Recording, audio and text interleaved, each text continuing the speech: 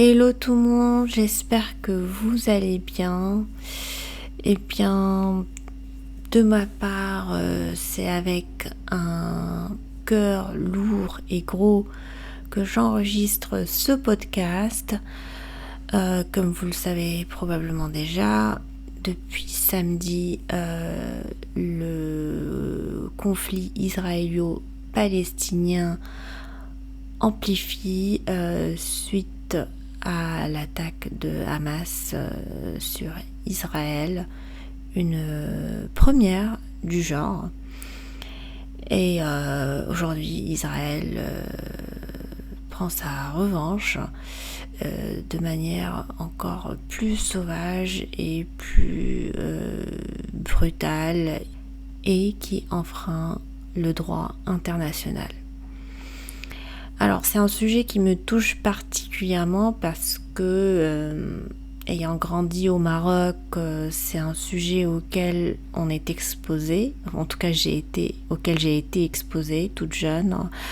J'avais l'habitude de voir à la télévision les enfants qui meurent, les enfants qui crient, les enfants, quand je dis les enfants, c'est-à-dire les Palestiniens qui subissent le colon israélien. Donc il y a des images qui marquent et qui marquent à vie, notamment ces enfants avec des cailloux pour chasser l'armée israélienne. C'était leur seule et unique arme, et malgré cela ils se font prendre et embarquer, emmenés dans des prisons où ils restent pratiquement à vie. Donc j'ai vu tout ça toute jeune. Donc si vous avez grandi dans un pays auquel vous n'avez pas été exposé à ça, vous n'aurez pas forcément la même sensibilité. Mais en tout cas dans les pays arabes, voilà, dans les années 80, 90, on regardait ça à la télévision. C'était le sujet constamment qui occupait et préoccupait tout le monde. Alors aujourd'hui, je ne sais pas si vous le savez, mais pendant longtemps, je voulais être journaliste. Donc, c'était mon rêve d'enfant de faire du journalisme et de pouvoir justement rencontrer du monde, comprendre leurs soucis, essayer de raconter l'histoire du monde.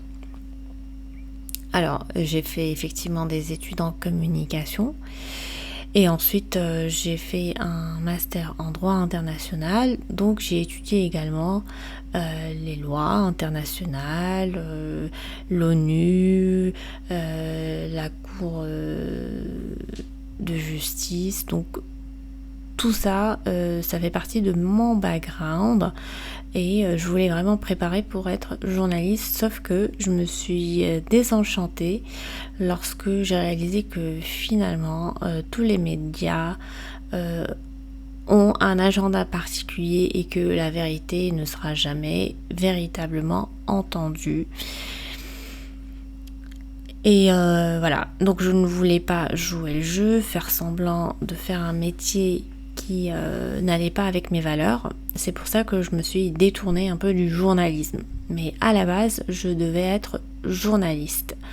D'ailleurs, je ne sais pas si vous le savez, j'ai fait des documentaires qui traitent de la question de l'immigration maghrébine en Europe, de l'éducation occidentale présente dans les systèmes d'éducation au Moyen-Orient.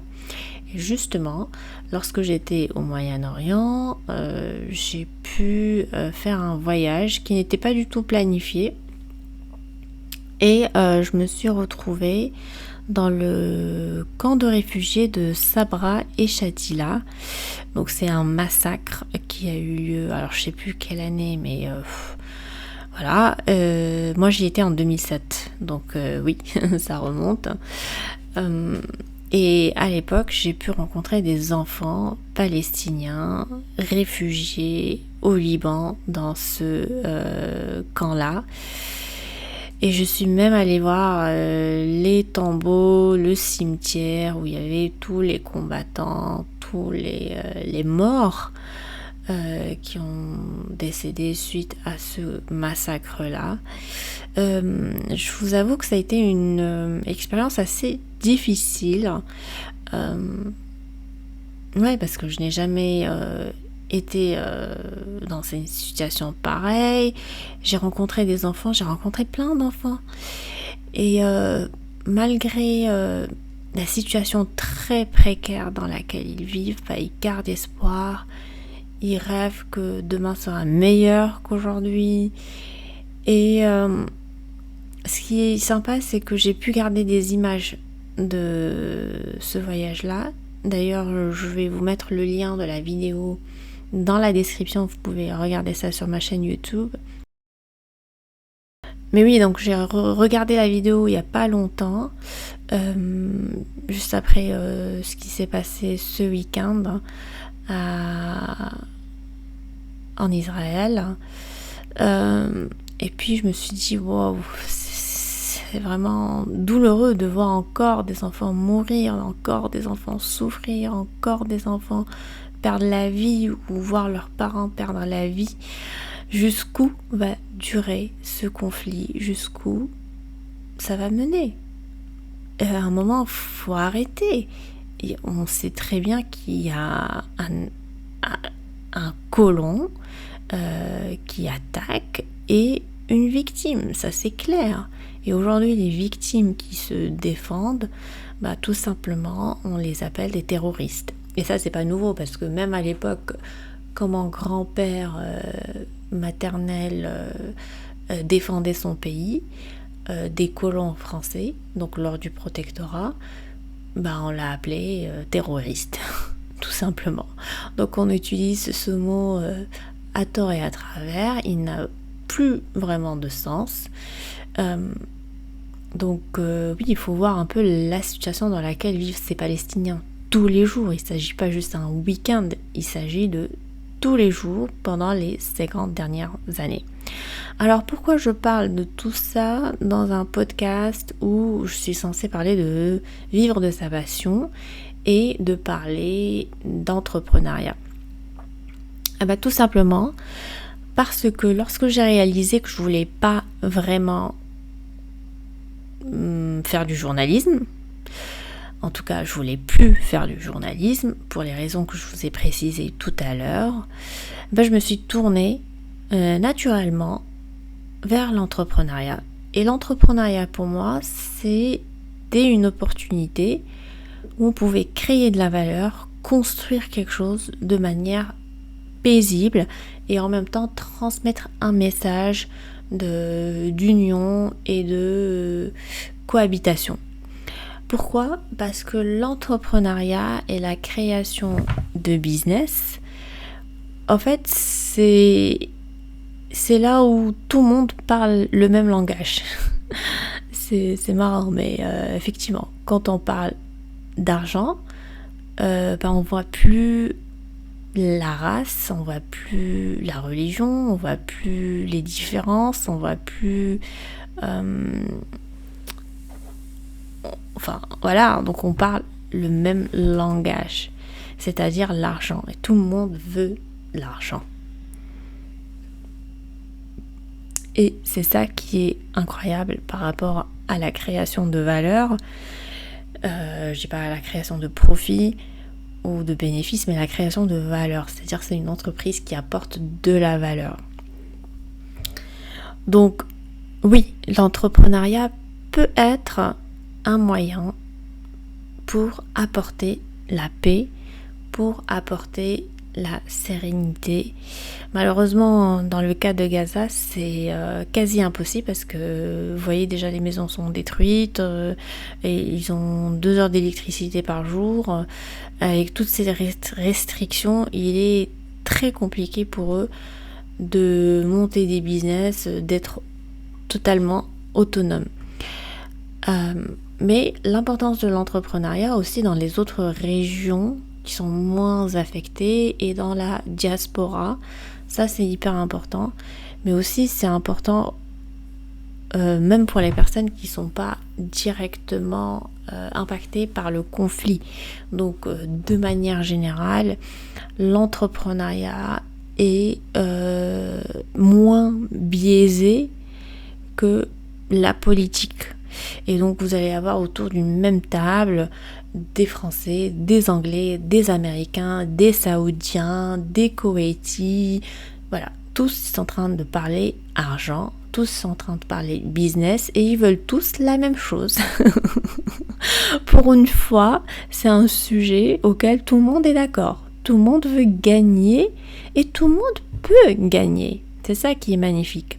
Alors que dans la politique, les négociations ne mènent pas toujours là où on veut aller. Mais par contre, l'entrepreneuriat, la création de valeur, on peut réussir ensemble.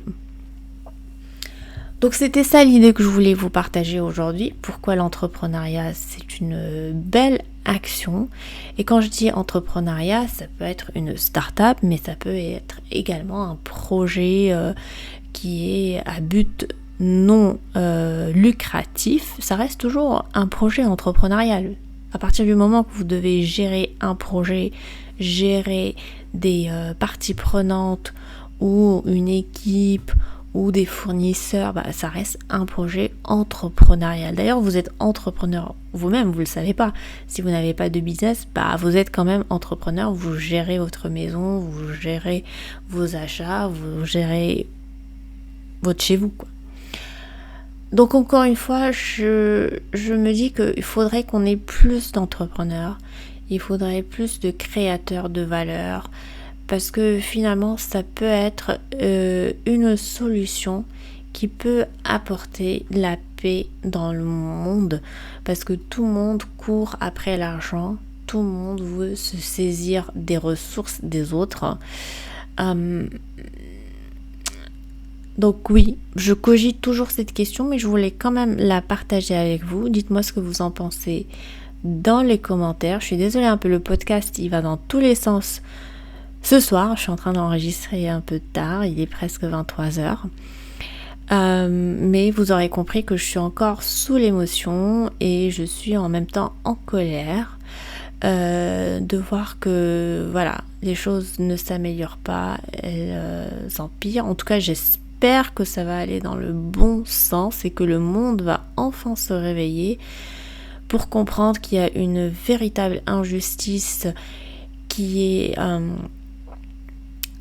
subie par les autochtones, les indigènes de ces terres-là qui ont été envahis. C'est exactement comme si vous habitiez dans un 60 mètres carrés et que vous avez des gens qui débarquent chez vous et qui vous disent ok, finalement vous allez vivre dans le 4 mètres carrés, donc dans les toilettes, et vous pouvez plus sortir de ces toilettes. Si vous voulez rentrer, il faut que je vous fouille.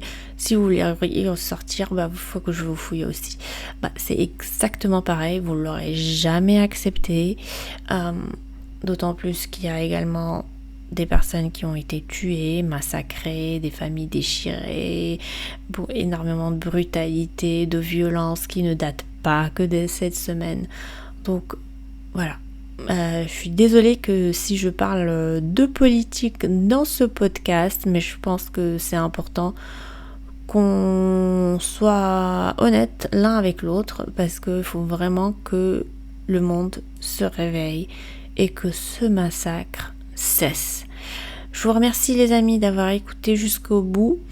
N'hésitez pas à regarder la vidéo dont je vous ai parlé, je vais vous la mettre en commentaire, donc la vidéo de Sabra et Shatila, le camp de réfugiés que j'ai visité en 2007. Et puis j'espère avoir de vos nouvelles très bientôt. N'hésitez pas à m'envoyer des petits messages, des DM ou m'écrire à hello@safanerie.com. Sur ce, je vous dis à très vite. Oui, à très très vite, parce que le prochain épisode, j'aurai Dr Firas, qui est une star sur Udemy, qui va répondre à mes questions et vous allez voir, ça va être hyper chouette. Allez, je vous dis à très vite. Prenez soin de vous. Ciao.